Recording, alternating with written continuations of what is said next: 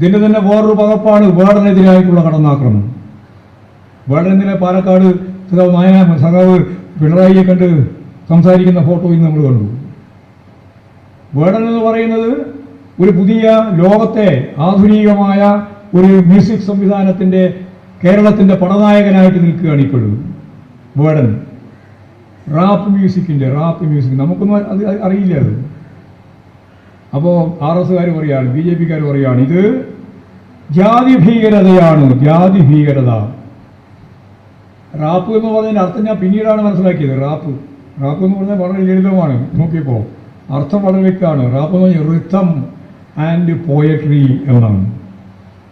നമ്മുടെ പദ്യം വളരെ മനോഹരമായി സമന്വയിപ്പിച്ച് ലയിപ്പിച്ച് താളാത്മകമായിട്ട് പാടുന്ന മ്യൂസിക്കാണ് റാപ്പ് മ്യൂസിക്. ആ റാപ്പ് മ്യൂസിക്കിനെ പറ്റിയാണ് പറയുന്നത് കലാഭാസമാണ്. ഇവനെന്ത് കല? ഈ RSകാരന് പ്രത്യേകിച്ച് അതിൻ്റെ മുഖപത്രത്തിൻ്റെ പത്രാധിപർ മധുവിന് എന്ത് കല, എന്ത് കലാസ്വാദനം? ഒരു കലയെ പറ്റിയും വ്യക്തമില്ല, റാപ്പിനെ പറ്റി അറിയേയില്ല. എന്താണ് റാപ്പ്? നിങ്ങൾ മനസ്സിലാക്കേണ്ടത് ഈ യൂറോപ്യൻ മേഖല ഉൾപ്പെടെയുള്ള ലോകത്തിൻ്റെ പ്രശസ്ത സംവിധാനത്തിലേക്ക് വന്നിരിക്കുകയാണ് ഇപ്പോൾ റാപ്പ്. അപ്പോഴാണ് ഇവിടെ വിശദീകരിക്കുന്നത് കലാഭാസം. പിന്നെയോ ജാതി അധിക്ഷേപം, സവർണ മേധാവിത്വത്തിന്റെ നിലപാടുകളെ ചരിത്ര അവബോധത്തോടുകൂടി വ്യക്തമായിട്ട് ഈ റാപ്പ് മ്യൂസിക്കിന്റെ ഭാഗമായി വേടൻ പറയുന്നുണ്ട്, അവതരിപ്പിക്കുന്നുണ്ട്. പക്ഷെ വേടൻ ഒരു കാര്യം ചെയ്തു. വെട്ടാളുണ്ട് വേടൻ്റെ ഒപ്പം. വെട്ടാളും ഒരു റൂമിൽ പോയി. അവിടെ നോക്കിയപ്പോൾ പോലീസുകാർ ബോധപൂർവം തന്നെയാണ്. വേടനെ പോലുള്ള ഒരാൾ ലക്ഷക്കണക്കിന് ആളുകളെ ആകർഷിക്കുന്നു എന്ന് പറയുമ്പോൾ പലർക്കും സഹിക്കില്ല, അത് നമുക്കറിയാം. സ്വാഭാവികമായിട്ടും അങ്ങനെയുള്ള ചാതുർവർണ്ണ വ്യവസ്ഥയിൽ അധിഷ്ഠിതമായൊരു ഭരണഘടനയും ഭരണകൂടവും വേണമെന്ന് പറയുന്നവരാണല്ലോ ഇന്ത്യയിലെ ഏറ്റവും പ്രമുഖമായ രാഷ്ട്രീയ പാർട്ടി BJP. ചാതുർവർണ്ണ വ്യവസ്ഥ, സനാതനധർമ്മം. ഇവരെന്ത് സനാതനധർമ്മത്തെ പറ്റിയാണ് പറയുന്നത്? അടിമതുല്യമായിട്ട് ജീവിച്ച പാവപ്പെട്ട കർഷക തൊഴിലാളിയുടെ, പാവപ്പെട്ട മനുഷ്യന്റെ ജീവിതത്തെ കൃത്യമായിട്ട് അടയാളപ്പെടുത്തുന്ന അതിശക്തമത്തായ രീതിയിലുള്ള അദ്ദേഹം തന്നെ എഴുതി, അദ്ദേഹം തന്നെ കമ്പോസ് ചെയ്ത്, അദ്ദേഹം തന്നെ പാടുമ്പോൾ അതിനൊരു കരുത്തുണ്ട്, ഒരു ശക്തിയുണ്ട് ആ റാപ്പ് മ്യൂസിക്കിന്. അങ്ങനെയാണ് വേടൻ ഏറ്റവും പ്രധാനപ്പെട്ട പ്രസിദ്ധനായത്. വേടൻ ജയിലിൽ കിടക്കുമ്പോൾ ഞാനൊരു കാര്യം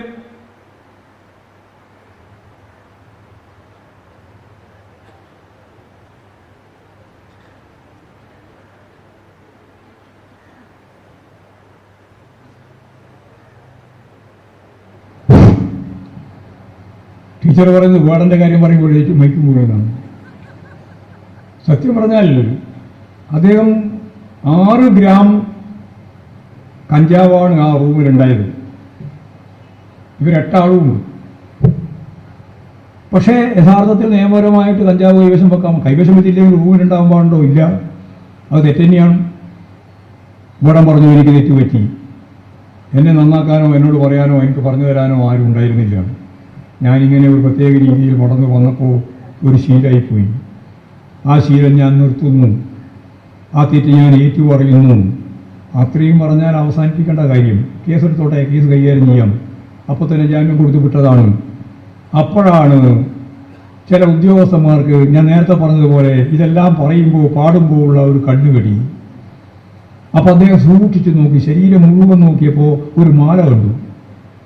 മാല നോക്കിയപ്പോൾ അതിലൊരു പുലിയുടെ പല്ലുണ്ട്. ഇത്രേ ആരോ കൊടുത്തതാണ് വേടൻ. ഇത് പല്ലാന്ന് നോക്കിയിട്ടൊന്നല്ല. വേടൻ പറഞ്ഞു എനിക്കിതൊന്നും അറിയണ്ടായിരുന്നില്ല, എനിക്കൊരു മാല കിട്ടി, ഞാൻ ഇട്ടുവെന്ന് മാത്രമേ ഉള്ളൂ. പക്ഷെ ജാമ്യം കിട്ടാതെ വകുപ്പ് ചേർത്ത് കേസെടുക്കാനാണ് യഥാർത്ഥത്തിൽ ഫോറസ്റ്റുകാർ ശ്രമിച്ചത്. വല്ല കാര്യം ഉണ്ടായിരുന്നോ? റിമാൻഡിൽ കിടക്കുമ്പോൾ ഞങ്ങൾ വ്യക്തമായ നിലപാട് സ്വീകരിച്ചിട്ട് വേടൻ്റെ ഒപ്പം നിന്നു. അധസ്ഥിത ജനവിഭാഗത്തിൽ നിന്ന് ഉയർന്നു വന്ന ഈ കേരളം കണ്ട ഏറ്റവും പ്രമുഖനായ റാപ്പ് മ്യൂസിക്കിന്റെ വക്താവായിട്ട് രാജ്യമറിയുന്ന ലക്ഷക്കണക്കിന് ആളുകളെ ആകർഷിച്ച ആ ചെറുപ്പക്കാരന്റെ ഒപ്പം നിന്നിട്ട് ഞങ്ങൾ പറഞ്ഞു തെറ്റായ ഒരു നിലപാട് സ്വീകരിക്കാൻ പാടില്ല, ഞങ്ങൾ ഈ കേരളീയ സമൂഹം വേടന്റെ ഒപ്പമായിരിക്കുമെന്ന് പരസ്യമായിട്ട് പറഞ്ഞപ്പോഴാണ് ചിത്രം മാറിയല്ലോ. ഇടതുപെട്ട ജനാധിപത്യങ്ങളുടെ വാർഷികാഘോഷ പരിപാടിയുടെ ഭാഗമായിട്ടൊരു ഔദ്യോഗിക പരിപാടി ഉണ്ടായിരുന്നു ഇടുക്കിയിലെ ആളുകൾ എന്നോട് തന്നെ വിളിച്ച് ചോദിച്ചു എന്താ ചെയ്യുക, ഇങ്ങനെ ഒരു പരിപാടി വേടൻ്റെ പരിപാടിയാണ്, എന്താ ചെയ്യേണ്ടത്? ഞാൻ പറഞ്ഞു ഒരു സംശയമില്ല, വേടം തെറ്റ് പറ്റി എന്ന് സമ്മതിച്ചിട്ടുണ്ട്. തിരുത്താൻ ഗവൺമെന്റാണ് ഇടപെട്ടത് എന്ന് മനസ്സിലാക്കിയിട്ടുണ്ട്. അദ്ദേഹത്തിന്റെ പരിപാടി ഇടുക്കി പരിപാടിയുടെ ഭാഗമായിട്ട് വെക്കണം, വെച്ചോ എന്ന് പറഞ്ഞു. എന്താ ജനകീയമായൊരു മുന്നേറ്റം സൃഷ്ടിച്ചത് അവിടെ.